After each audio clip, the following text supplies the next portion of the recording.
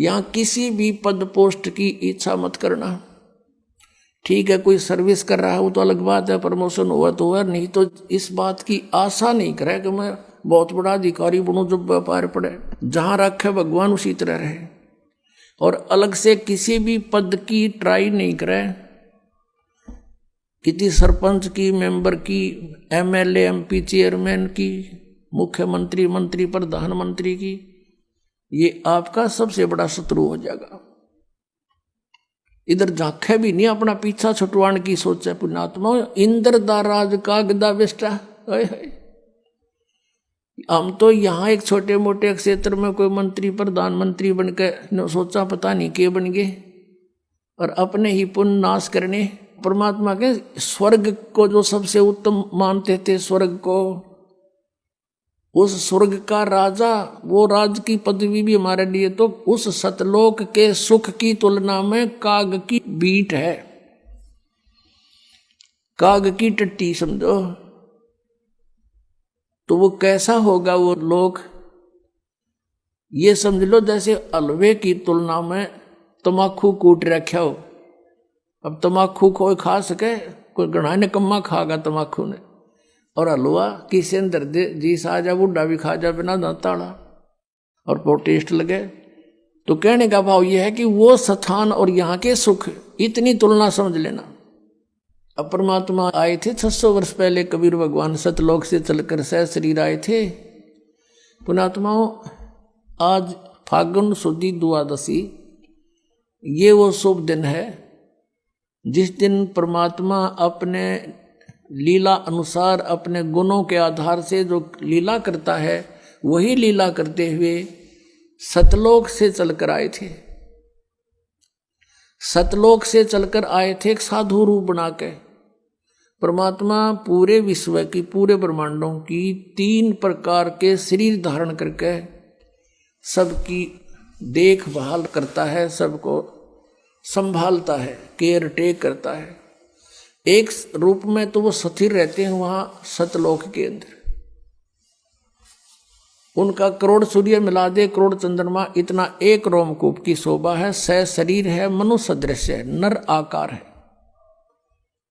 और दूसरे में प्रत्येक युग में एक लीला करते हैं, बालक रूप धारण करके आते हैं, और कमल के फूल पर जल में विराजमान होते हैं, इसलिए उनको नारायण भी कहते हैं। नारायण वही है असली में। नार माने जल, आयन माने विश्राम करने वाला, जल के ऊपर आके अवतरित होने वाले को नारायण कहते हैं। वैसे तो एक का है प्रभुता है, बाकी ये छोटे सारे भगवान इन प्रभु कहे हैं, लेकिन वास्तव प्रभु वही है। नारायण वह है।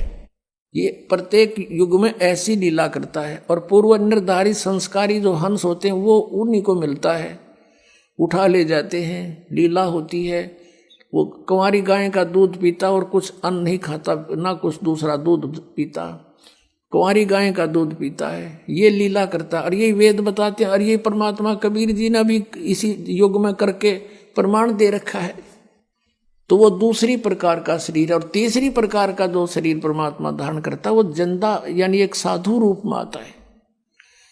अब पहले हमने सुनने को मिलता था कि भाई किसी भगत, कोई व्यक्ति राह चलता हो अतिथि रूप में, या कोई द्वार पर आ जावे, कोई वस्तु जैसे भीख मांगे, कोई वस्तु जैसे, वैसे तो सही भगत संत होगा वो रोटी मांगे, अगर बकवाद नहीं मांगता, पैसे नहीं मांगेगा, सही भगत संत होगा तो रोटी ने चाह पानी ने मना नहीं करे, कोई भी आ जाए द्वार पे, बल्कि प्रार्थना करके खुआवा। आप करके देखना ये कितना पुण्य मिलेगा आपको। तो न्यू कहा करते भाई पता नहीं भगवान किस रूप में आ जाए।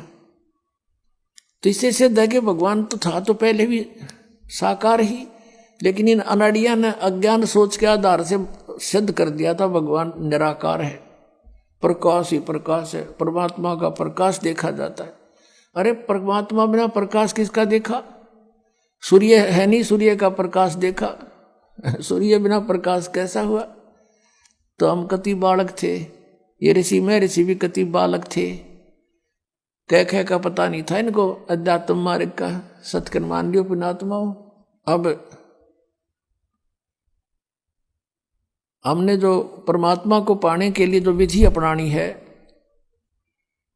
वो परमात्मा तीसरी टाइप का जो शरीर बनाता है वो साधु संत का बनाता है। जिन भी महापुरुषों को मिला ऐसे ही मिले हैं।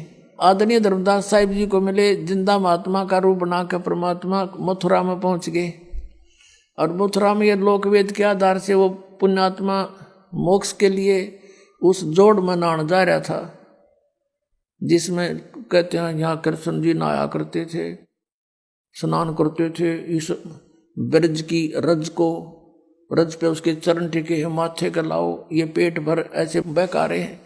अगर वो स्थान ही मोक्ष का होता तो श्री कृष्ण जी क्यों छोड़ कर जाते? वो द्वारका में जाकर रहने लगे।